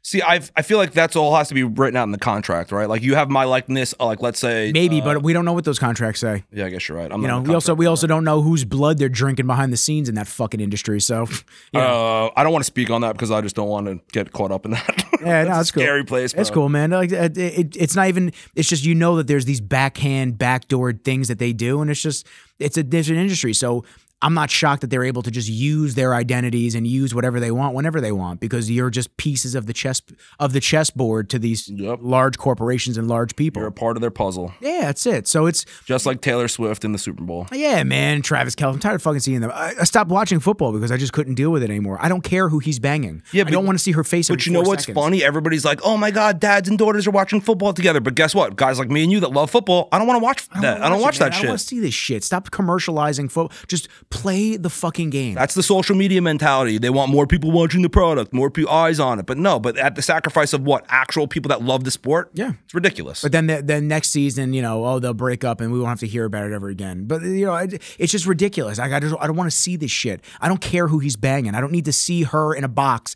and remind myself that she's a billionaire and nothing has to worry her. So, I don't want to have to see this shit. Play football, do your thing, we're good. I don't need to see who your love life is. You show up to a red carpet with her, take pictures. Oh, cool. That's cool. You're a couple. I get it. But it's just too much. It's too much. It's too much. But they just ram all that shit down your throat. And it's exhausting. And they have to commercialize everything, especially at that level. And I've lost a lot of interest in that world. I used to want to shoot Hollywood movies. That's what I wanted to do. Yeah. I wanted to be on movie sets. I wanted to be like the Christopher Nolan. I wanted to shoot shit like that. But then you start seeing the people that you're surrounded by and the industry as a whole. And you hear about all these different things and you're just like, I'm good on it, man. My own peaceful serenity, staying away, that's cool with me. And then, you look at, well, how many DPs actually make it to the top? How many become the Christopher Nolans? How many become the Roger Deakins? Like the real DPs that everybody wants to work with. It's very far and few between because the industry is so saturated. You hear the millions of people that just graduate film school and are bussing tables out in LA. I'm good on it. Yeah, but right now you're working for yourself. You have clients coming in. That's what I'm saying. I'd rather do my own thing. That's why at the same time I love that I have all of my retainer clients. I'm very fortunate for all of them because it allows me to make more money than I'd make when I was traveling, but stay local. Yeah, it's cool to travel, but once again, at what cost? I'm not actually getting to see a lot of things. I'm actually able to now be with the dog, keep my fitness routine in the mix. be in the studio, do podcasts. You're a slave in Hollywood, bro. You're gonna be working how many hour days? You're never gonna be able to go to the gym. Never. You know, and God forbid, like you have one bad experience with one big end company, bro. That's it. You're finished, bro. Yep, Now blackballed, and that's it. you have one bad experience with one customer. Okay, you're not my client anymore. Okay, I'll move on to the Yeah, next you one. try It's to not a big rectify deal. things, and if they don't want to rectify, then it's like, okay. You know, there's big deal. plenty of other people that need content. I'm sorry about that. You know. Yeah. Yeah, so it's I don't know, it's just figuring out what you want. The more that I realize things, the more I'm giving myself, I've said this a couple times, I'm giving myself the next 2 to 4 years to decide if I'm staying in Long Island. Where do you want to go? I would love to go to Texas, to be honest with you. Bro, I love Texas. I love Montana. My friend I Al. would love to do Montana, but it just seems too remote for me. I like that, but work. I have to be able to make money. Bozeman. You would love Bozeman. Yeah? Yeah, my friend Allison Fasano, she's also a big dude supporter. Awesome. She was on Chopped. She won a couple times. She's great, dude. She's so cool. She's out in Montana. She opened up a speakeasy established in 1864, I think, the year that Bozeman was established as Cool. the capital. Okay. Dude, and it's awesome. The food there is sick, bro. I'm telling you, if you ever out there. Have you gone out there? I went out there when she first went to Bozeman because we were going to open up a restaurant together in Livingston. And we looked at this place called Mustangs, and just things for dudes really started taking off. And I was like, I really can't move the whole company across the country right now. I was like, but if you want to do this, I back you. I support you. Let's do it. So she waited, and she linked up with a group of restaurants that had like 5 or 6 different restaurants. She worked her way to the top. And then I think that they're involved in this one a little bit, or she might be on her own, but she's killing it, bro. I'm so happy for her. What are the vibes out like there, like for younger people? Dude, everybody is so friendly and so nice, and everybody dresses cool, and nobody's a Am I dick, finding a man. wife out there, though? That's my thing. Am I going to find a good girl? Or I mean- it's just going to be a bunch of old people that just are in the town. I kind of feel like in Bozeman you'd be better. Livingston, I think like everybody knows each other. It's a smaller town, but yeah, you'll find the wife, and it's like I think there's like it's a big bachelorette community now. I think. Really? Yeah, I think it's like the new Austin. Really? Yeah. Oh, Jesus. Dude, we went down there. You want to take a trip? Yes, Let's bro. go. I would Me love and to you. go Let's down go. there. Let's go. I might never come back, bro. Let's do a dude's cross the country. Dude's stop, retreat? Yeah, we'll stop at all the restaurants on the way out there. Why not? We'll stop at all the farms and cook up some bison and shit, dude. I'm saying, do like the Andrew Zimmern when he's outside cooking in the skillet. Dude, I would love to do more catch and cooks or kill and cooks, like, you know, that stuff. I want to hunt. Would you be interested in going hunting? Absolutely. Where? I don't know yet. I want to hunt. I'm finalizing my pistol license next week. I just got mine. Yeah, I'm finalizing my pistol license next week. Shouts to Suffolk County. Yeah. So I'm finalizing that, and then I just bought a Henry all-weather. Great gun. Yeah, Henry all-weather lever, and it's a 44 Magnum. Woo! Yeah, thing is gangster. Oh, have you shot it yet? Yeah, What does it feel like? Oh, it feels like God in my Nice. feels like God cradled between my arm and my shoulder. It's unbelievable, man. It's I was assigned between the 357, the 44, the 45, the 30-30, and the 47-70 government round, which that's like the elephant round. I'm like, I don't need that shit. And it's so expensive for rounds, so I was like, I don't need that. So then I was deciding between the 44 or the 30-30, and I said, you know what? 44, it's a nice home defense if you need it. You could use hollow points in it, or you could use regular bullets just to hunt or, you know, target practice. And I put about 75 rounds through it the next day after I bought it. Oh, the thing is fucking gold. Nice. Do you have any optics on it or no? Nothing yet. It's just got a ghost sight on it, like a little ring. Nice. It's nice, man. So for that, I would like recommend like some kind of closed emitter. Okay. So something you can swap back and forth to your pistol if you wanted to. Maybe like a hollow sun. Yeah, like the Red dot hollow sun. Yeah, I forgot the. Because I'm not really going to be putting it 200 yards. Yeah, dude, you don't need to do that. No, I mean, you know, maybe 50. Hollow Sun's great. Swamp Fox makes some good stuff. I forgot the Stroger makes a really nice one. It's a little expensive though. So my plan right now is once I get approved for the pistol license, I'm going to buy a Glock for a daily, for just a Glock 43X. That's what I want, just for a daily. I was going to do SIG. Do SIG. I'm just deciding between the two still. I may go up, if you want to take a trip up to the SIG Academy, I want to go to Sig Sauer Academy and go do the training up there. So friends of mine that have a cop podcast called Rusty Cuffs went to the SIG Academy and they loved it. Yeah, so if you want to take a trip up there, that'd be fun, man. We could probably find a couple spots. So I built a SIG 365, like from the FCU up. From the lower? No, from the FCU. It's just something that you drop into the grip module. Oh, okay. And it's kind of of like big kid Legos, bro. You can like pick like fluted barrels, ported barrels. It's really cool, bro. That's sick. So if you want, before you make your decision on, well, so I want to get two. I want to get just the gun that I'm gonna have, just regular. That's my my range, my carry, like all that stuff, just to have. And then the day that I get my license approved, I'm ordering a staccato. Oh, nice. I'm gonna order a custom staccato. Okay. I'm deciding between the CS or the P. Yeah. You know, the P is obviously going to be bigger. That's fine to carry in the winter. But, you know, when you have hoodies and shit. But, like, I'll tell you what, man, that CS, that staccato. I've shot it before. It's a 150-day lead time. So my thought process is I get approved for it in the next month or so. It'll be ready for my birthday in August. Yeah, that's awesome, dude. So just ship it out like, oh, man, just fucking just amped up. Yeah, dude, I can't say that's a great gun. Yeah, so we'll see. And it's funny. I started with a shotgun, then it's a lever action, now it's a pistol, now it's two pistols. Now it's like that's how it starts. And you're just like, okay, now I need a gun. Now I need the big Liberty safe. Yeah, no, I just have I have the one that is in my house, and that's about it. Okay, but, you know, I'm becoming a fanatic with it. I just love it. It's so much fun. It's like, you know, go out to the range, you shoot, you hang out. It's like, yeah, it's just different, man. I want to do different shit. I'm so tired of doing the same shit over and over again. Dude, it's also great stress reliever, like for real, dude. You run through mags like John Wick at a target, you just feel great. Doesn't even matter if you're hitting it well, just running through a mag, you just feel great. So I got to go visit my buddy in Arizona soon. I got to go visit my other buddy in Austin again. So those are going to be 2 vacations. I may hit Hawaii again just to like decompress and just. You ever mess around with the South Shore, West Coast, like California? I hate Cali, bro. Why? Every time I've been out there, I just fucking hate it. It just doesn't do. Dirty. Yeah, but I'm in LA. Yeah. So LA's a shithole, man. Monterey was very pretty. Monterey was cool when I was up north for a Sony event. That was dope.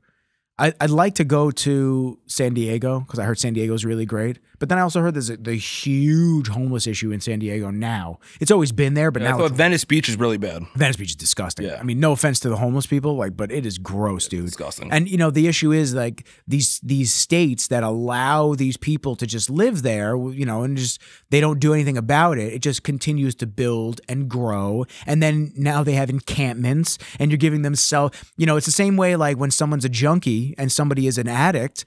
You know, instead of just giving them clean needles, why don't we address the root cause and try to help them and just get them out of their addiction, as opposed to just like pacifying it and being like, well, we don't want you to, you know, get an infection, so here's clean needles, or here's a but keep slamming that shit into your arm. Yeah, here's a facility that you can do it, and God forbid that you overdose, because there's a high chance that you will. We'll revive you right here and now. It's like, nah, man, we got to help people. We got to just like get to a point of like, what is going to be the way that we address the issue, instead of just here's a Band-Aid, like, oh, and then it just keeps growing and growing and growing.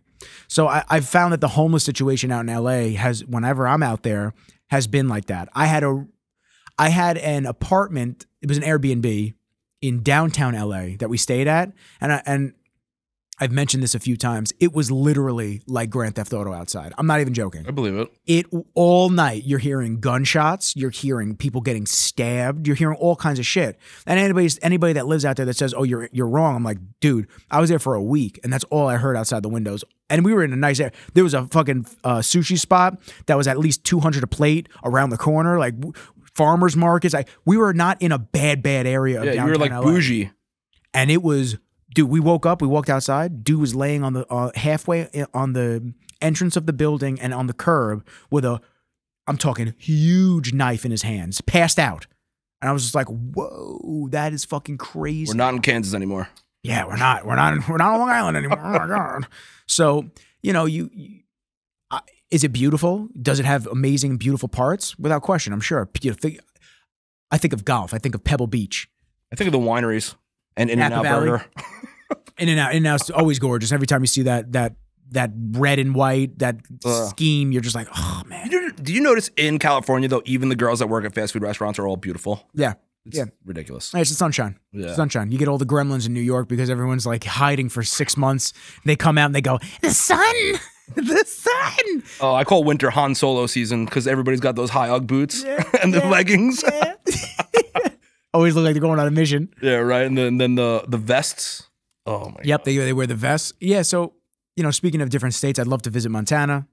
I think I never wanted to move to Arizona, but I'm thinking Arizona might be a nice. You know, I'm trying to just figure out Well, what part of Texas would you go to? Austin? It'd have to be Austin. Yeah, Austin's great. It'd have to be Austin. I've heard too many negatives about the other areas of Texas. I hated Houston. I heard Houston's not great. I hated Houston. Dallas, I've heard mixed reviews about. Super north of Dallas, like Prosper, Texas. It's super low key right now. They're building like a really nice community. The houses are gorgeous for like $20. I mean, it's unbelievable. But once again, where this podcast doesn't net me revenue yet. Yeah. So it's like, I have to be able to connect with businesses and shoot for businesses and companies and this and that. So I don't have the ability to go remote where I don't have access to all that. And then listen, I need the facilities for the dog, for the medical emergencies, and I need all these things. So I have to go somewhere that's a little bit more densely populated. So you start thinking about it. Okay, well, Austin, Fort Lauderdale, Miami, if you're doing Florida. It's just too humid, I think, for me, for Florida. I have my friends that live Definitely for your dog, he would hate it. Oh, he fucking hates it. Yeah. He hates the summer. This weather, he wants to be out here. What about like the Carolinas are beautiful? My buddy's been begging me to move to North Carolina. Begging me. I don't know. I went down there. I'm going to go down there again for a wedding later this year. His wedding. Nashville's beautiful. Nashville's cool, but I don't drink anymore. I stopped drinking almost a year ago. Oh, nice. So it's like, it doesn't. Personal reasons, or you just. No, just personal reasons. I never had a problem. Nice. I always felt hazy the next day. So I'm like, why don't I just stop? I say that alcohol is the fun police for the next day. Like robs all the fun for the next day. It does. I mean, you feel great in the moment, but that's your body well, first off, it's your brain being poisoned. Yeah. That's really what the feeling of intoxication is, and the slow motion and this and that. It's your inhibitions and all this stuff, like your ability to just let loose and this and that. Yep.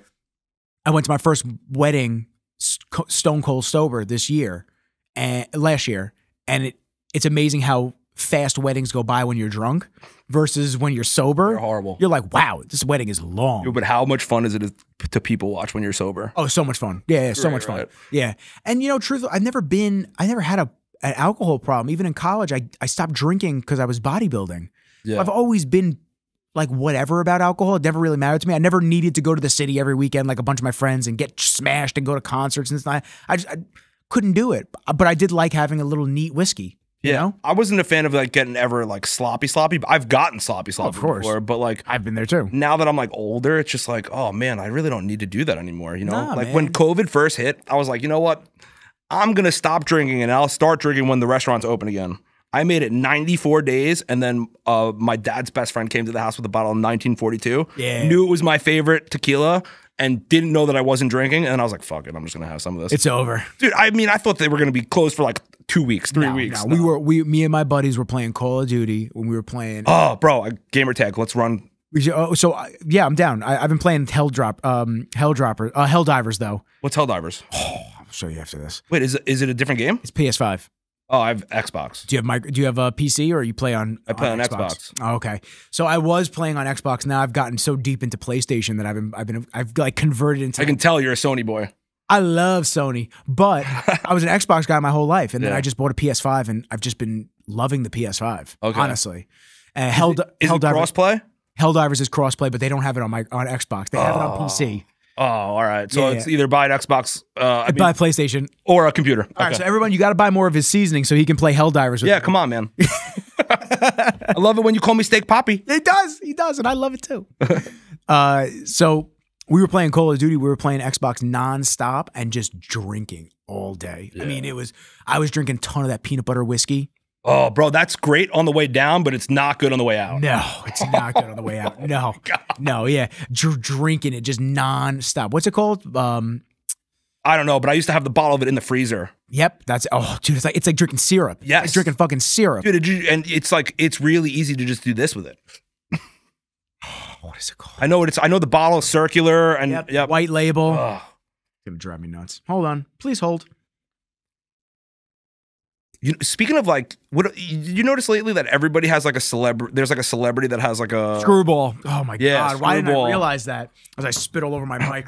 Like every celebrity has an alcohol company now. Yeah. Have you haven't tried any of them? So you definitely never try. Well, when did you stop? No, I tried George Clooney's Casamigos. Delicious. It was, and then he sold it, and it's been different. It has. Yeah. Did you ever try Kendall Jenner's 818? No. Horrible. I will not support anything that a Kardashian does, and she's a Jenner. Same tribe. Listen. If I had to be stuck on a desert island with anybody in that family, it would be her. She's the one that stays out of the most trouble. I drown myself in the shallow water. Okay, I guess you're right. But she stays out of trouble. Consider the whole family's like media wars. Or that's what they want you to believe. I guess you're right. She's probably the worst one. Or they should ostracize her. They get rid of her because they can't handle her all day. They're just like, well, that's what they did to Rob, right? Yeah. I loved Rob. Disick was great. He was the only reason I ever watched the show. Like, when I was younger. Scott Disick. Rob's the brother. My bad. Yeah. Rob sucks. Scott's great. Scott, yeah. Scott's great. Scott was awesome. So yeah, I don't know. Yeah, I try not to. I'll tell you. And as a small business owner, it bothers me when I see 100 followers that I follow and that they follow me, people that I know in real life, that they just eat up and like all the Kardashian shit, all the famous Kanye, all these people. But they won't throw a like your way or a share your way. Yo, Kanye doesn't give a shit that you're rocking Yeezys, okay? He doesn't care. He don't give a fuck. Actually, he becomes more and more less caring the more you buy it. He would care more if he had nobody buying his shit. Spend $350 on Yeezys or spend $49 building a bundle at Dude's Gourmet. Support a small business and you'll eat healthy. Eat healthy and it's delicious. Yeah. I want to hit that steak poppy again. Bro, hit it again. I'm not going to lie. Dude, honey chipotle, I'm convinced you can eat raw too. Bro, we've been putting that on everything for my nieces and nephews, and they eat everything. And that's like kind of what's happening now because when I'm like at farmers markets, like I had to be like loud and kind of obnoxious to get people to come over and try. You got the GoPro in the background too. Yeah, I do. I do have like really funny content. Yeah. But it is what it is, man. Like, so I was constantly like yelling at people like, hey, flip-flops, come over here. You like to eat food? Like getting them over here. And then I would let them try some of it. And then they kind of realized there was no additives, no fillers, no caking agents. Sweet baby Jesus. And then now their kids all love it. So it's like I have repeat customers. You know, the company's only 5 years old. We're doing great. It's amazing. It's amazing. I love that. It was awesome, dude. I want some of the honey chipotle. I'm eating honey chipotle. So we have people that come to the farmers market and they're like, I need 4 honey chipotles. Because I do a deal 4 for 30 in cash. So they're like, all right. Bro, fire, right? It's so good. Do you eat bacon? I used to. I will eat bacon from. It's so good. Okay, so I eat bacon from a butcher where I know that the pig is like actually clean. Okay, so you know me, and I'm gonna give you a white skin pork belly, and it's gonna be bacon. I turned it into bacon. Awesome with honey chipotle. Okay, dude, we cured it in the honey chipotle, so you don't have to season it. Oh, so good. Awesome. It's so good. Yeah, there was a lot of art behind the scene videos that came out of slaughterhouses and them feeding the pigs plastic. Pigs. No. I mean, it's fucked up, but that I wouldn't really give too much about, like care about. They're feeding them the garbage from the actual plant, the plastics and everything like that. And then you start talking about like microplastics and all the shit that's in our food sources. Well, you're feeding the fucking animal garbage. What do you think? You think that that's not going to get to us? Yeah. But they don't care. So that's the problem. So that's why I try to support the companies that are doing it right, sustainability and stuff like that. Not just because they say it on a label, but because I know that they do, because they document what all this it is. You know, you with keeping the spices organic and real and natural. That's important, man. That's important shit. Dude, it's like big to me. Like once you lose your word, like that's it, man. Like, you know, Flavor God, I hate to say it again, but he sold to a bigger company, I believe. Shocker. And from what I heard, his product was really good until it really wasn't anymore. Yeah.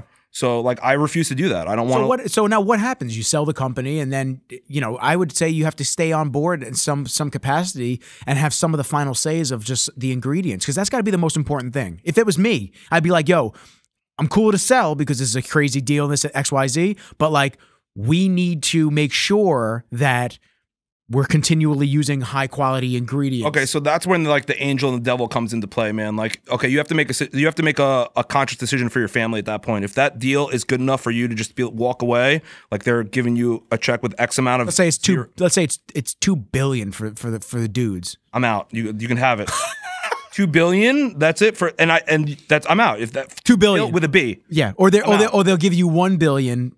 But you get to stay on and make sure that they're doing everything the right way. That you're just overseeing. $2 billion, I can retire everybody that I care about and make multiple businesses. So I'm good, bro. $2 billion, you can have it. I'm out. So let's say $2 million. $2 million right now, and then I have to walk away, or am I still on board? Walk away. No. Okay. No. But yeah, like that makes me sound like a dick. But whatever. No, like, it doesn't, because everybody. You know how many people buy lotto tickets because they think they're going to be the winner? Yeah, no. So so like my reputation, my word is worth more than $2 million. Let's put it that way. Yes. Because like I would like to know that the product is going to be as good as it is now, at least for the next couple years, you know? And then It's tough, man, because even on the apple cider vinegar Brags, they sold. Now they're not using the same apple quality. yeah, It's gone down now. okay. Yeah, so Same thing happened with sriracha, right? Yeah, everyone's looking for the original labels now. Yep. See, yo, you can't sell out. Hey, it can't sell out. Just keep it going, man. Dudes forever, dude. Dude, I want to be dudes forever, but like I can't be like the 60-year-old dude. Hopefully my nephew. No, you got to be a 60-year-old dude. Hopefully my nephew will learn how to cook. Like No, you got to pass down to a son or something. You gotta pass Well, I'm single, girls. I mean, if you want to, that's not true. I'm talking to a very nice girl right now. So okay. sorry. Dudettes. Yeah. Don't hit him up yet. Yeah. I'll let you know and what happens. Yeah, I'll let you know if this movie's gonna have a sequel. Yeah. I think we covered most of this. Because I jot down certain things here and there. I love you at the farmers markets. Dude, I mean, it's just funny, bro. When you're walking by and like everybody eats food. That's my line. Yo, handsome, you like to eat food? And like, what are you gonna say? No to me? Like, of course you like to eat food. No, I fast for 80 days at a click. Really, bro? Like, okay. Then my follow-up line is that if you don't like food, you must drink alcohol. I got something to cure a hangover. Like something like that. And just it just always on your toes, man. You're just always ready. Yeah, well, it's I guess when you feed me like a lot of coffee and in the morning when I'm just like very anxious to talk to people and it's sunny out and like there's always a beer distributor that's going to give me like a 4-pack to just, be funny. So that's kind of what I do. And so farmers markets, you find the ones that have there been any that don't work? You find the ones that do work, the areas, or have they all been great for you? So some of them, I don't know. I want to say at the beginning it was tough because I was just like the loud seasoning guy that was kind of just like being a little obnoxious. Because when you go to a farmer's market, you're dealing with like a different type of people. Like, you're dealing with people that want to get their vegetables, and then they're only using salt and pepper, and it's their salt and their pepper. They know where it is. For me, being like loud, sunglasses on, kind of obnoxious, and I'm sitting there, hawking seasonings at people, it's like hard to like build that kind of rapport. But then when you come over and you read the labels and you're like, oh my God, there's no MSG in this. There's no sodium dioxide. There's nothing that's going to hurt me in here. It looks clean. You can tell the labels are funny. It's fun. They got funny names. So then you're all right, I'll try one of them. And then you realize you get honey chipotle, you're hooked. It's good on everything. So then you come back, hey, I'm making burgers. I got Signature Burger. I got this one. You're doing this. And then you just build a good relationship with these people, especially the ones that know how to cook, man. Like, it's just a good community to be immersed in. Like, and is there a way that you can leverage this, get into restaurants to be the seasoning? I'm already seasoning in restaurants. I'm already in restaurants. Oh, you are? Yeah. Okay. I won't tell which ones, but I'm in a bunch. That's okay. That's awesome. Because like this burger seasoning is in like 15 different restaurants on the North Shore. You have to tell me afterwards which ones, and then if it's ones that I don't know, if it's ones that I know that you're not, I'll have to make the intro. Bro, it's all good, dude. I want the word to spread organically. That is organically. Yeah, I know, but I tried it. I loved it. Hey, try this. I want the guy to come to the farmer's market and be like, yo, there's this loud asshole screaming about burger seasonings. Who said he was drinking last night and he used some honey thing to cure it. And I want him to try and be like, oh, wow, the guy's a little obnoxious, but he's got a great product. Let's bring him in, Like, that's awesome. What I want to do, yeah? It's just funny, bro. But, like, yeah, good dudes like you that spread the word. Like, the Rusty Cuff guys, the podcast guys, they spread the word. The WWE guys that I work with, they spread the word, dude. Like, it's just a bunch of good community. Like, Ryan stocks his shelves with all dudes products, okay? Babylon Village Meat Markets, I label his seasonings for him, Marty Seafood, I label her seasonings for her, So right over here, Marty's. Yeah. So I'm constantly Marty's is dope. Marty's is dope. She's got great salmon. Yeah. But it's just constantly. I just want to spread the word that they're available. We're on Long Island. Like, you can get them. You want to make a love spice for a wedding? I can do that for you and label it funny. Like, even I have funny ones like "Don't be a jerk." Is your husband bothering you? Order him a bottle of "Don't be a jerk," the best jerk seasoning around. Like. That'd be actually great to just give these out as wedding gifts for like a healthy wedding. Yeah. Just to have these in the bag. Speaking of giveaways, it's usually bullshit. Wait a minute. What do you have over there? Giveaways. So I actually am very close with the guy Rob from chefsarsenal.com. Chef's Arsenal, shout out. Yep, right in Bethpage. Great dude, another great dude, because we're just a bunch of great dudes hooking up great dudes. He gave me this knife to come on this podcast and give away. This is a $200 global knife that's weighted perfectly. I've actually used this a bunch of times. It is, I think, G2 stainless. It's awesome. Nice. If you go to dudesgourmet.com and use the code word Rizzles. I know that guy. Yep. You get entered to win this. This thing is dope. Spend $20, use the code word Rizzles, you're good to go. And you got to follow us both. Yes, you have to follow us both. Yeah, bro, that thing's sick, dude. This thing is dope. Right? Yo, look at the grip on that. That is nice. Yeah, man. So what type of knife is it? Is this just a chef's knife? Just a regular knife? So that's an 8-inch chef's knife. It's awesome. It's good for all. Everything? I would tell people that if they wanted to get into home cooking, grab one size knife and learn how to do everything with it. That's it. And that's the knife that you can do everything with. You can debone a chicken. You can do fine cuts with it. You can do anything you want. And it's a Japanese knife. It is made in great. Japan. Yep. This is awesome, man. Yeah, bro. All right, so the giveaway. Dudes Gourmet. Rizzles. Code Rizzles. Yep. Use it. Enter it. $200 knife. Yeah. I mean, y'all cook, y'all eat, right? You like to eat, right? You guys like to eat food? Yeah. That's awesome, bro. Right. I did want to ask you one more thing. When you're coming up with new seasonings, what's the inspiration? Is there something that is it just a click like the inspiration with editing? Is it just something that you kind of see I want to do in the future, but I just haven't gotten the right combo down yet?